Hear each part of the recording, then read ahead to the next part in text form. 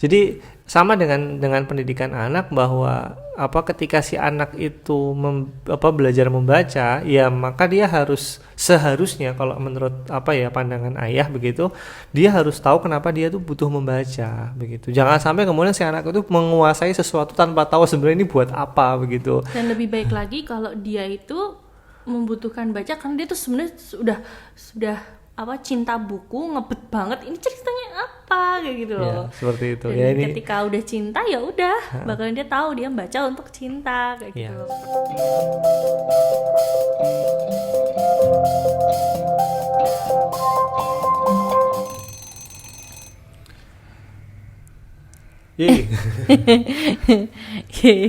Ayah. Ya. Jadi kemarin itu ada temenku kenalan di Instagram.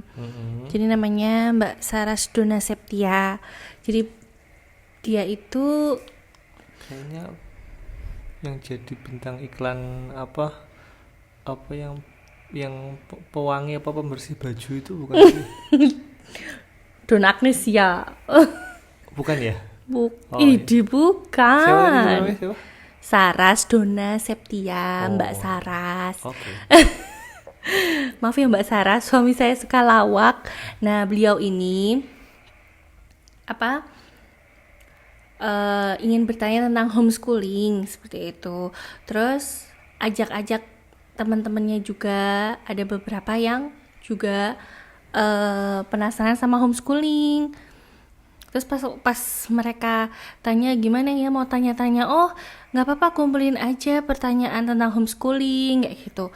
Nanti saya jawab di podcast. Sekalian kan ajak ayah biar aku gak jawab sendiri.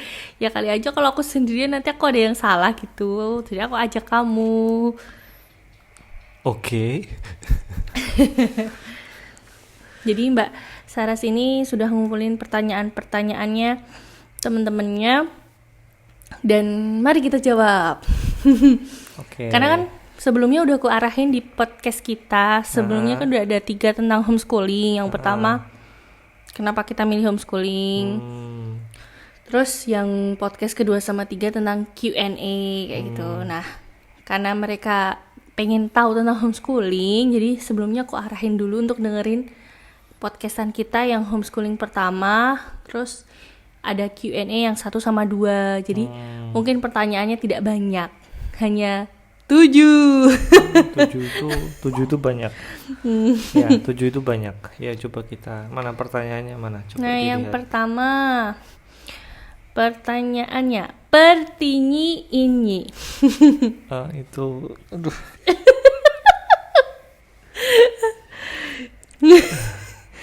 Acaranya Bapak. Itu kayaknya udah selesai bertahun-tahun yang lalu deh. Ya. Pintar itu berarti apa namanya? Gimiknya? Bukan gimiknya, yang bikin kata-kata itu apa namanya? Apa copywriting? Copywritingnya pinter, nancep di otak. Tukul Arwana itu copywriter yang bagus. Pertanyaan yang pertama dari Mbak Ardina di Cilacap. Cilacap. Ya, oke. Harus baca dengan dialek Cilacap ya. Gimana dialek Cilacap? Gimana ngomong gimana coba? Ayo ada baik. Mbak Asa, boleh dong cerita sedikit soal bagaimana Mbak Asa dan suami mendidik anak dari mulai mereka usia 0. Emoticon senyum. Gimana coba aksen wong Cilacap gimana? Mbak Kayune. Ini ngarep takon. Oh gitu. Cilacap tuh ngapak coba. Lah iya kan. Oh iya. Mbak Kayune ngarep takon, carane Mbak Kayune Oh, biru karo barak kowe. Expert, cucunya orang ngapak expert. Kepriwen didike. Siapa kue? Yang dipecut-pecut. Apa dikapakna? Astagfirullahaladzim ya. Fokus. Itu gimana sih pertanyaannya? Ya, bagaimana tuh, cara kan kamu tuh fokus loh. Ya, oke, baiklah.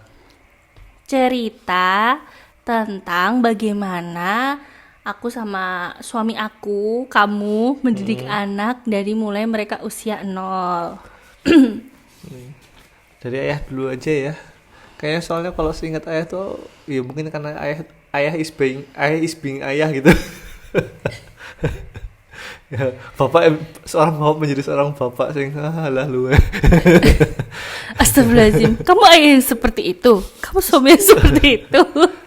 Ya kalau apa ya, sebenarnya nggak terlalu banyak hal yang kita lakukan, nggak terlalu banyak sih hal-hal yang kemudian kita lakukan secara mendetail dan apa ya harus begini harus begitu di buku-buku parenting itu ada banyak dan semuanya sudah ada semua di sana. Yang susah itu ngelakuinnya begitu.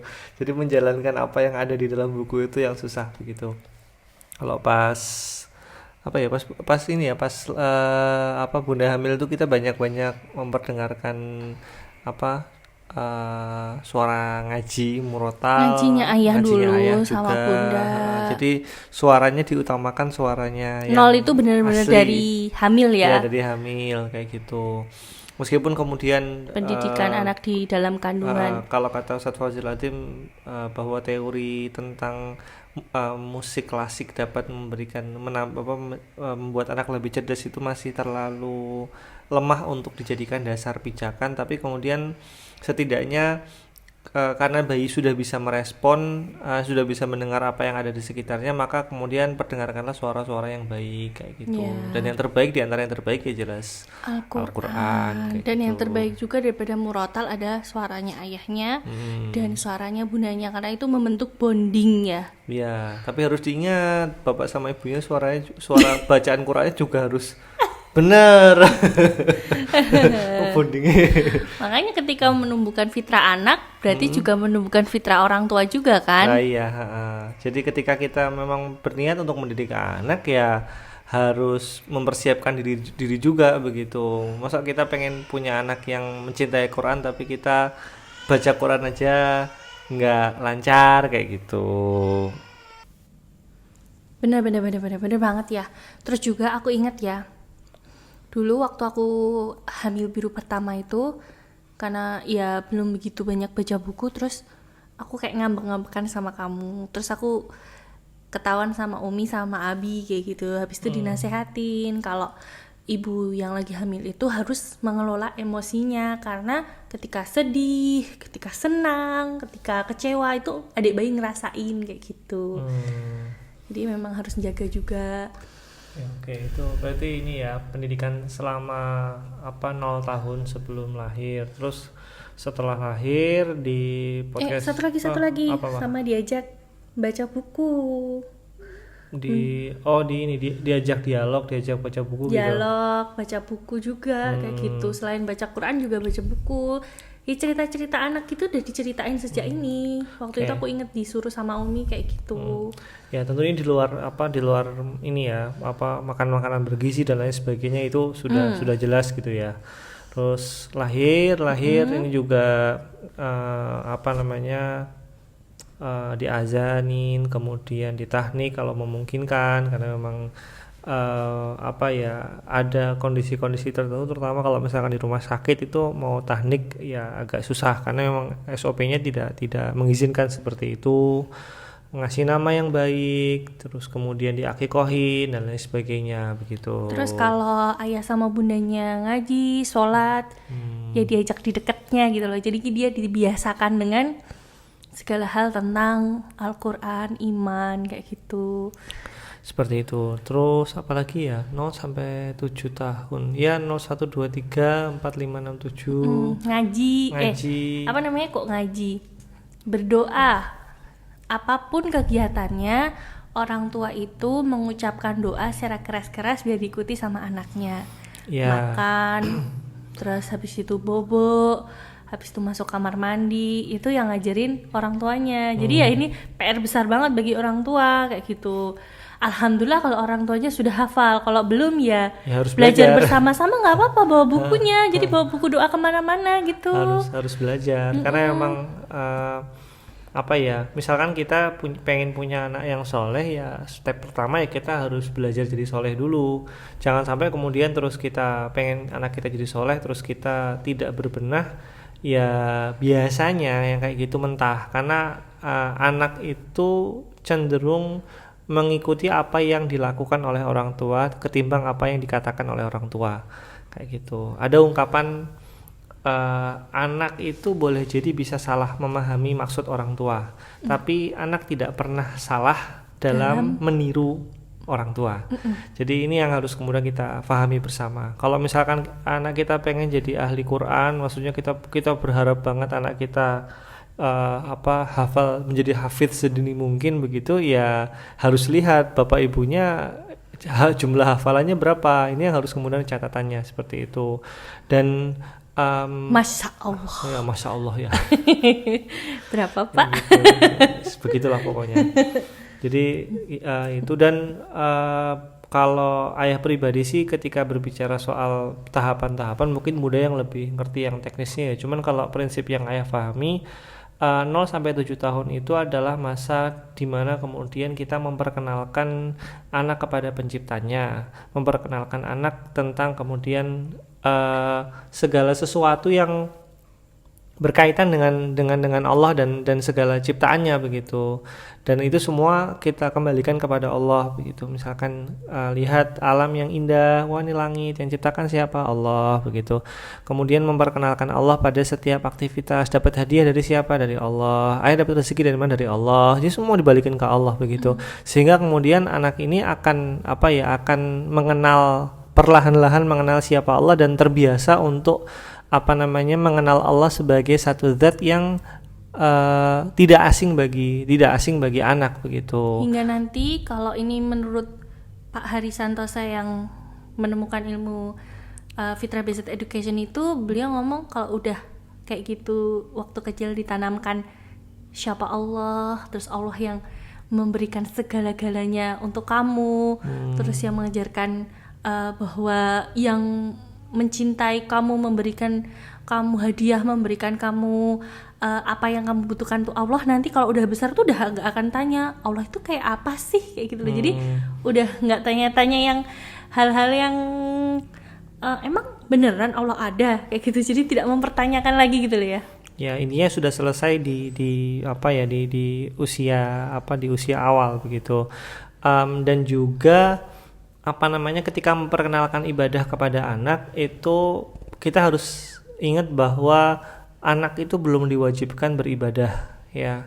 Jadi anak itu belum wajib sholat, anak itu belum wajib ngaji, anak itu belum wajib hafal Quran, anak itu belum wajib ya segala sesuatunya begitu. Maka kemudian memperkenalkannya penuh dengan kasih sayang begitu.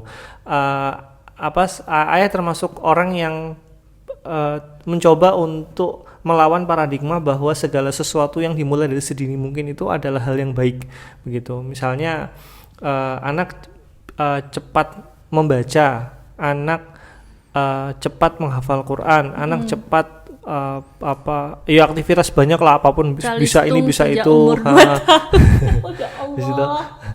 Ya nggak sih, ini gini, tidak semua yang kemudian dini itu baik begitu ya. Jadi bisa sesuatu ketika kemudian dia dia di usia dini, ya memang harus dilihat dulu si anak ini bisa itu karena apa begitu. Apakah karena kemudian pressure atau karena memang dia memang benar-benar suka dengan hal itu. Kalau misalkan memang dia benar-benar suka dengan hal itu tanpa kemudian adanya tekanan, diarahkan begitu, tapi kemudian dia enjoy melakukannya, mungkin ya bisa dipertimbangkan. Tetapi kemudian kalau dia kemampuan itu hadir karena tekanan begitu, jangan-jangan kemudian kita bukan sedang membesarkan anak, kita sedang melatih ala-ala hewan sirkus tuh loh. Jadi singa bisa duduk di atas kursi, lumba-lumba bisa penjumlahan begitu. Tapi kan kita tidak menyebut, kalau katanya kalau di film Three Idiot itu kan si Pungsuk Wandu, aslinya Pungsuk Wandu namanya. Ya. Si Pungsuk Wandu bilang singa yang berdiri di di atas kursi dia bisa melakukannya, tetapi kita menyebutnya terlatih, bukan terdidik begitu, ya. Jadi ini si singa itu duduk di atas kursi semata-mata kan dia takut dicambuk, begitu. Bukan karena dia tahu bahwa ada alasan lain kenapa dia harus duduk di kursi itu, begitu.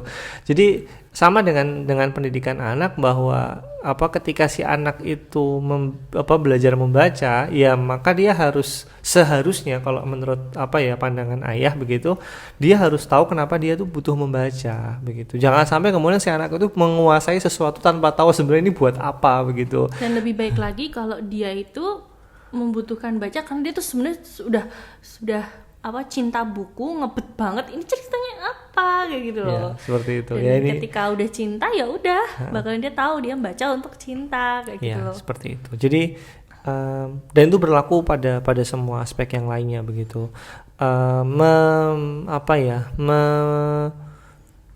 Misalkan taruh dalam ibadah sholat, ya begitu. Ibadah sholat secara basic banyak orang tua yang kemudian takut anaknya nggak bisa segera sholat, makanya kemudian sejak kecil sudah didorong-dorong, disuruh-suruh untuk sholat. Padahal kemudian hadisnya Rasulullah itu anak itu baru ditekan untuk sholat, ya, dibiasakan untuk sholat itu baru usia 7 tahun. Sebelumnya itu sebenarnya nggak usah disuruh sholat, nggak apa-apa begitu. Sholat nggak apa-apa begitu. Nanti ketika sudah 7 tahun sampai 10 tahun belum mau sholat, baru kemudian dipres. Dengan cara apa? Kalau dalam hadis dipukulnya pun pakai aturan, begitu. Artinya kemudian di sini kita kadang-kadang salah dalam dalam menyikapi bahwa semakin dini seorang anak menguasai sesuatu maka kemudian itu semakin baik, begitu. Sebenarnya nggak juga. Yang pas itu sebetulnya adalah semakin bukan semakin dini, ya.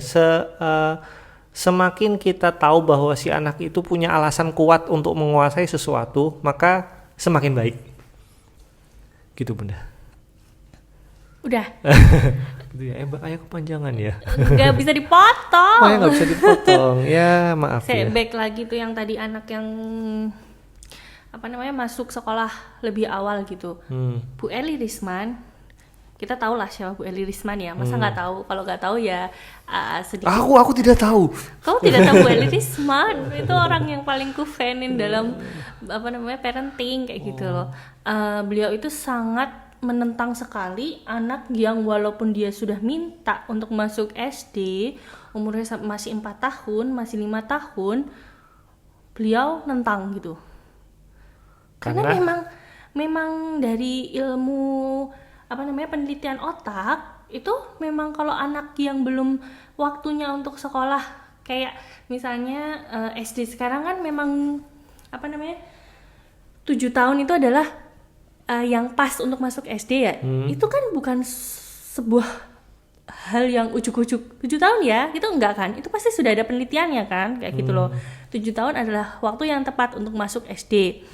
Dan Bu Eli Risman itu bilang sama ibunya yang seorang ibu yang tanya sama Bu Ella, Bu, kalau anaknya yang ngebet sendiri yang pengen banget masuk SD gimana, umurnya masih 5 tahun kayak gitu. Bu Eli Risman tuh jawab gini, kalau anak ibu pengen banget makan permen terus menerus, apa ya ibu kasih terus kayak gitu loh. Anaknya seneng banget sama permen, apa ibu kasih terus kayak gitu.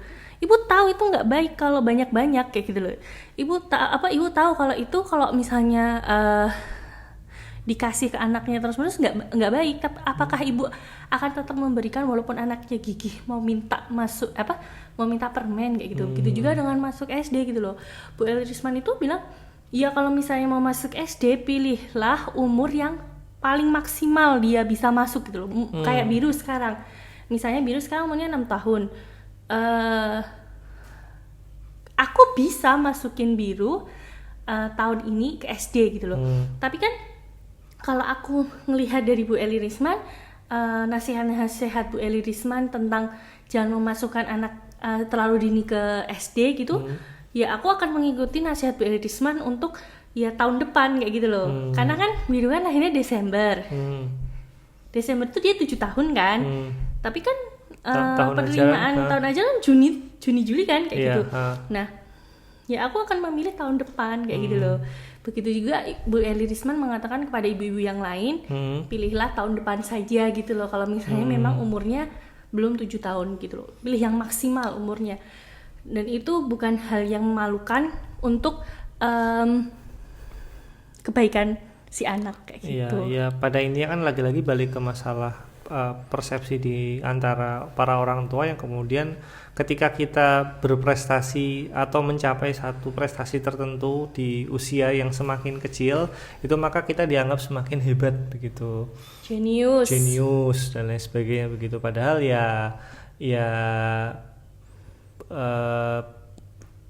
ketika misalkan memang beneran jenius, ya kita harus melihat. Jadi mendefinisikan seorang anak itu jenius atau nggak jenius itu butuh penelitian loh. Maksudnya kayak misalnya kisah-kisah anak jenius di seluruh dunia yang kemudian ada, misalnya ada anak yang kemudian dianggap jenius karena sejak kecil sudah menguasai berbagai macam bahasa. Itu dia disebut jenius setelah diteliti gitu loh. Artinya kemudian bukan wang sinawang orang tuanya, wah anakku, anak yang lain baru bisa begini, anakku sudah bisa begini, maka kemudian anakku jenius. Itu enggak begitu, seperti itu. Takutnya adalah kemudian terlalu dini. Jadi ada hal-hal yang kemudian sebetulnya ya dia tidak terlalu bagus ketika kemudian diperkenalkan tidak sesuai dengan waktunya begitu. Balik lagi ke masalah sholat tadi, memaksa anak sholat di usia yang belum waktunya itu berakibat dia akan mengenal ibadah sholat sebagai ibadah yang merepotkan begitu. Bukan sebagai ibadah yang jadi mereka sholat sudah mendapatkan alasan, kalau nggak sholat aku akan dimarahin oleh abi umi, ayah bunda, bapak ibuku kayak gitu.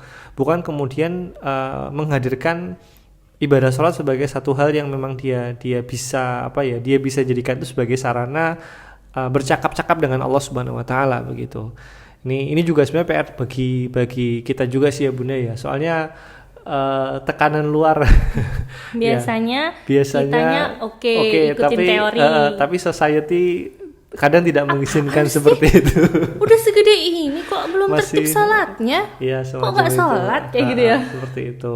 Oh iya, ini juga hal yang penting juga tentang menjaga aurat anak sejak bayi.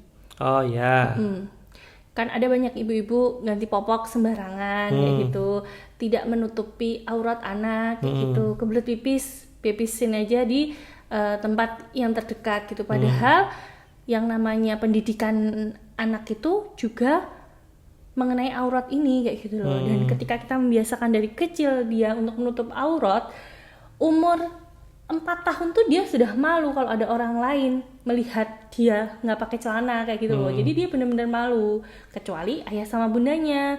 Dan itu membantu sekali anak untuk terbebas dari pelecehan seksual. Ya itu.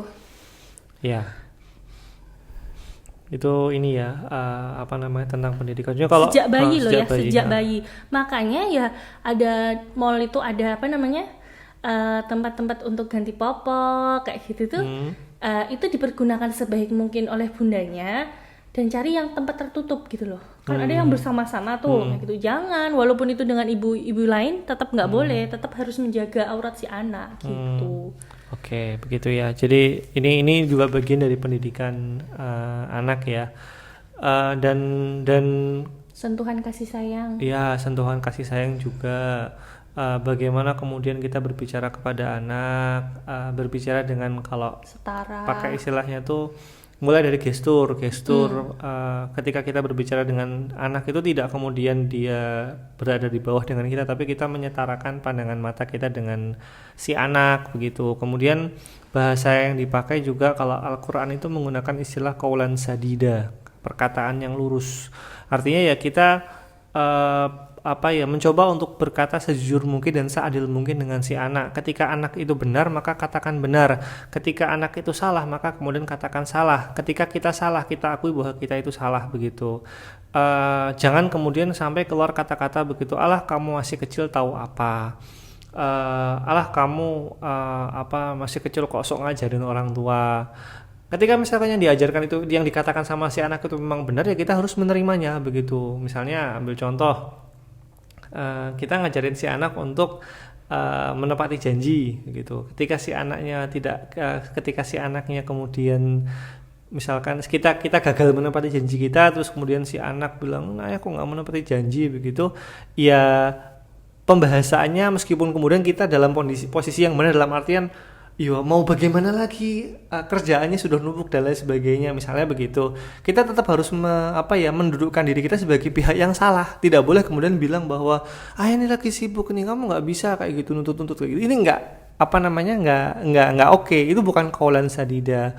Lebih baik ketika kemudian mengatakan, iya nak, maaf ayah salah karena ayah tidak menepati janji, tapi ayah punya alasan. Nah, itu lebih baik daripada kemudian kita memasang ego kita tinggi-tinggi sebagai orang tua. Karena orang tua itu tidak luput dari berbuat salah juga begitu. Jangan menjadi orang tua yang bebal anti kritik. Anti kritik dari anak begitu ya. Yeah. Ketika anak mengkritik orang tua, sebenarnya anak itu berhak untuk mengkritik orang tua begitu. Tetapi kemudian kita juga berhak mengajari mereka berkata santun, adab dan akhlaknya itu tuh terjaga gitu loh kalau ngomong sama orang tua kayak gitu. Iya. Dari kita, makanya nanti kan dia terbentur di luar kan pasti dia akan mengkritik seseorang, dan seseorang itu bisa lebih muda, bisa setara, bisa lebih tua. Nah, dari kitalah mereka itu belajar mengkritik dan bersikap bagaimana kepada seseorang yang lebih tua. Kalau yang setara kan gampang, lebih muda gampang kayak gitu kan. Kita hidup di Indonesia, adatnya tuh kuat kayak gitu loh, bukan di Amerika yang bebas berpendapat, sama bundanya aja manggil Asa, Zia, itu biasa kayak gitu kan. Ya intinya terkait masalah perkataan ini diperhatikan baik-baik. Ya ini pendidikan secara detail sih udah kita bahas ya di podcast sebelumnya. Tapi pada intinya seperti itu. Jadi sebisa mungkin jadilah orang tua yang kalau bahasa Jawanya sembodo. Ya. Jadilah orang tua yang sembodo. Ya ini ada orang bukan orang Jawa juga loh. Oh ya, sembodo itu apa ya? Jargon sama aja. Jadi seorang yang walk the talk. Alright. Walk the talk. Jadi menjalankan. Jadi menjalankan apa yang kemudian dikatakannya begitu. Kalau Agim itu suka banget kasih contoh bapak-bapak marahin anaknya begitu. Kamu itu jadi anak kok pemarah. Bapak nggak suka sama orang yang marah-marah kayak kamu, tahu nggak? Itu kan ironi gitu loh, ironi di atas ironi. Aku seperti ironi juga, tapi aku sudah ini ya belajar. Kalau Biru sabar, terus saya ngelirik-lirik gitu. Astagfirullahaladzim. Makanya komunikasi sama Biru, tolong ingatkan Bunda ya, kalau Bunda ngomel-ngomel, Biru bilang sabar Bunda, sabar. Nah dari Biru bilang gitu, jadi Bunda bisa ngerem. Astagfirullahaladzim, iya Bunda sabar. Tapi ya masih ngegas gitu, tapi setidaknya kan Bunda langsung terperangah. Aku barusan ngomel-ngomel ya, kan kalau ngomel itu ngomel adalah passion. Nggak kerasa gitu loh. Intinya tidak ada orang tua yang kemudian tidak luput dari salah. Kalau misalnya memang berbuat salah, ya sudah, kita harus berbesar hati untuk mengakui kesalahan kita dan meminta maaf kepada si anak kayak gitu. Jadi ya begitulah pokoknya. Nanti anak juga akan mengikuti pasti itu. Dia melakukan salah langsung otomatis maafkan aku ya Bunda kayak gitu, karena kita juga ngajarin kayak gitu. Oke ya, itu yang di luar kegiatan ya, yang pendidikan anak sesungguhnya. Kalau untuk kegiatan karena anak kita umur 6 tahun 2 tahun sama 6 tahun ya. Kalau Bara sendiri waktu 0 sampai 2 tahun itu kegiatan yang aku lakukan ke Bara kayak ibaratnya bahasanya tuh belajari gitu loh. Memberikan kegiatan ke Bara itu ya benar-benar cuma dengerin kan ya. Kalau misalnya belajar kayak ngaji, dia cuma ngedengerin kita ngaji, dengerin kakaknya murojaah ngaji, kakaknya lagi qiraati baba, terus nanti dia lihat semuanya Al-Quran dibaca baba kayak gitu. Itu cuma bener-bener cuma dengerin, nggak ada khusus banget kita ngajarin bara ya. Terus juga melakukan aktivitas seru di rumah. Ya aktivitas serunya apa? Ya main lari-lari yang mereka senengin kayak gitu ya. Iya. Lari-lari di kamar tidur, aktivitasnya adalah ya main di tumpukan-tumpukan bantal, main di tubuh kita. Sekali lagi, ujar Bu Eli Risman. Tempat bermain yang paling asik untuk anak-anak adalah tubuh orang tuanya, ayah bundanya. Udah nggak ada yang lain. Mau dibeliin mainan sekeren apapun, semahal apapun, kalau nggak ada ayah bundanya juga nggak seru. Tapi kalau ada ayah bundanya, mereka mainin cuma 1-2 hari doang, balik ke badannya ayah bundanya lagi. Ya kan, betul kan ya? Biasanya begitu. Jadi jangan remehkan kekuatan tubuh ayah dan bunda dalam dalam menjadi wahana bagi si anak begitu. Dan di kamar mainnya ya mainan bantal, habis itu di ruang bermain ya mainan sama main-mainan apa aja yang ada, nggak usah diadadain kalau misalnya memang nggak ada budget ya gitu. Karena sebenarnya anak-anak itu kalau main sama ayah bunda itu udah puas kayak gitu di ruang keluarga.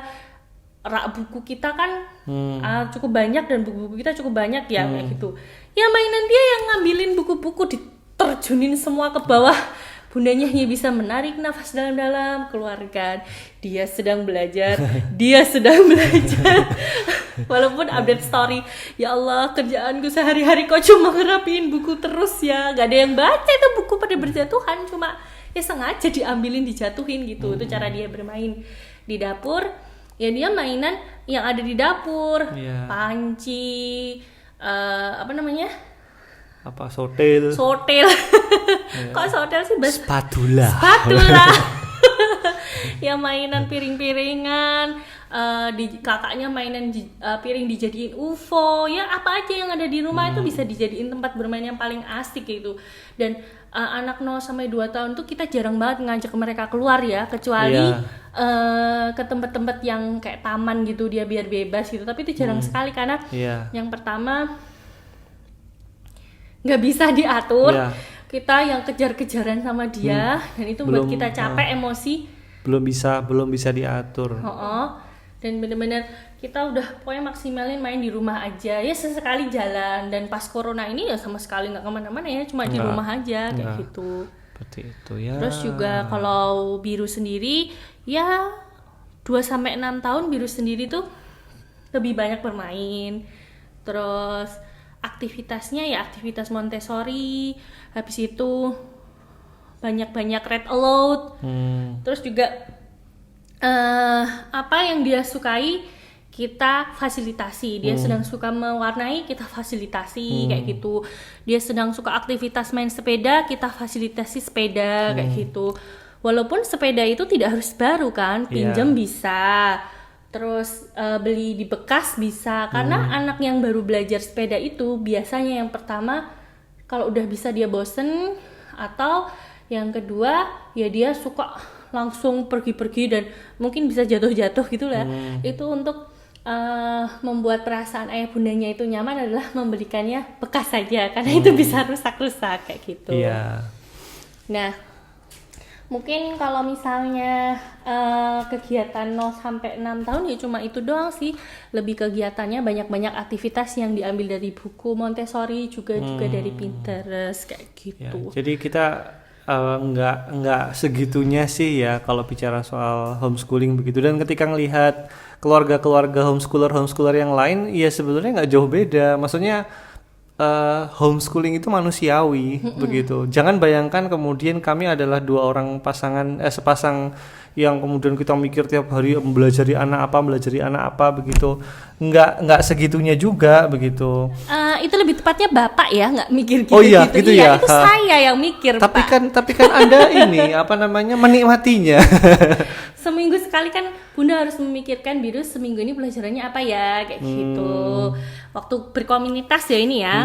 Karena kalau pas ini benar-benar aku bebasin, dia lagi suka apa aku soalnya bebasin. Kan kalau pas berkomunitas kan kita memang ada agenda bersama. Nah, karena agenda bersama itu yang kemudian kita jadi setiap keluarga itu kan punya value-nya sendiri-sendiri. Nah, ketika berkegiatan bersama harus ada satu susunan agenda yang membuat value-value itu berkumpul jadi satu. Ya sebenarnya kan itu aja. Ya, tapi itu juga untuk anak umur 3 tahun sampai 5 tahun. 5 tahun ke atas kayak gitu udah punya Project sendiri-sendiri kan. ya kurikulum mandiri. Ya kayak kita sekarang lah ibaratnya sekarang sama Biru tuh dia lagi seneng mewarnai kayak gitu ya sama menggambar, ya udah kita fasilitasi itu, kita bikinkan project gitu. Hari ini kamu mau belajar apa? Masih mau mewarnai? Oke. Nah, sekarang kamu habis nonton Boboiboy kan, Bunda minta kamu menggambar Boboiboy dan 5 temannya kayak gitu. Susah, ya nggak apa-apa, sebayanganmu aja, ya udah jadi itu jadi. Iya, begitu. Jadi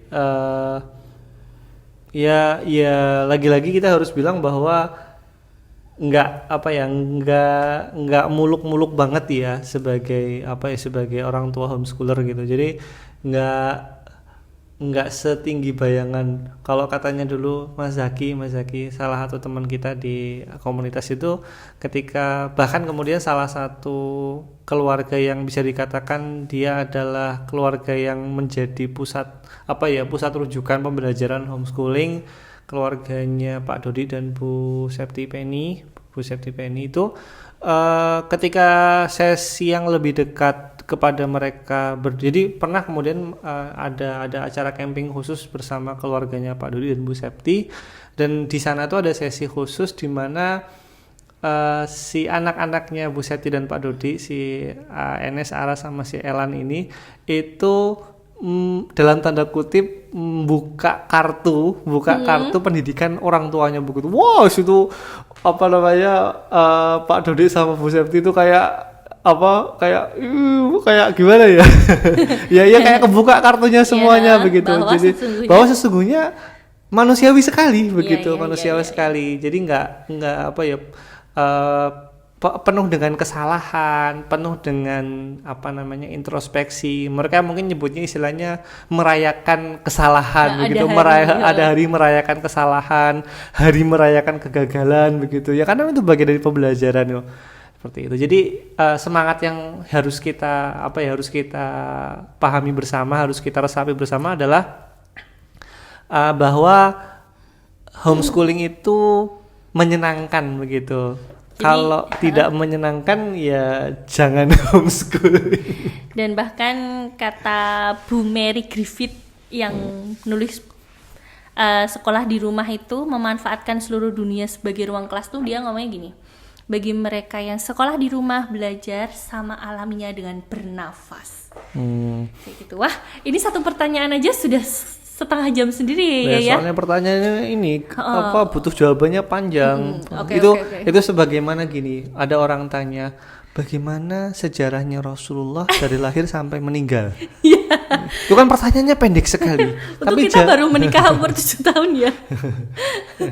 Usia pernikahan kita baru 7 tahun, jadi nggak terlalu panjang jawabannya. Setengah jam aja. Ya sebenarnya masih bisa dipanjang-panjangin, tapi ya masa kita lebih panjang lagi kan ya. Nah terus juga ya ada beberapa pertanyaan kita jawab di podcast selanjutnya ya. Nah pertanyaan yang kedua itu ada dari Mbak Daisy di Wonosobo. Apakah ada kemungkinan Biru dan Bara nanti masuk sekolah formal? Terus yang ketiga, inspirasi kegiatan dapat dari mana saja? Itu dari Mbak Erna di Klaten. Terus yang nomor 4, bagaimana soal biaya untuk homeschooling? Ini dari Mbak Meta di Kebumen. Terus nomor 5, ijazah PAUD dan TK dapatnya gimana? Ini dari Mas Hafiz, suaminya Mbak Saras, yang menginisiasi pertanyaan-pertanyaan ini dari Bogor. Terus ini dari Mbak Sarah sendiri di Magelang. Wah, LDR-an ya. Magelang dan Bogor. Iya. Aku gak bisa LDR-an. Nah, indikator apa saja yang digunakan untuk mengukur kebutuhan belajar anak? Terus yang terakhir nomor 7, contoh kegiatan yang asik tapi low budget. Apa ya? Wah, Anda tepat Mbak Anggadian bertanya sama saya. Karena saya semua kegiatannya low budget. Ya, gitu ya. Kita jawab gitu di podcast selanjutnya ya. Ya. Oke, makasih Ayah. Sama-sama Bunda. Jika kamu suka dengan apa yang kami bagikan, jangan lupa untuk like, comment, dan subscribe. Terima kasih.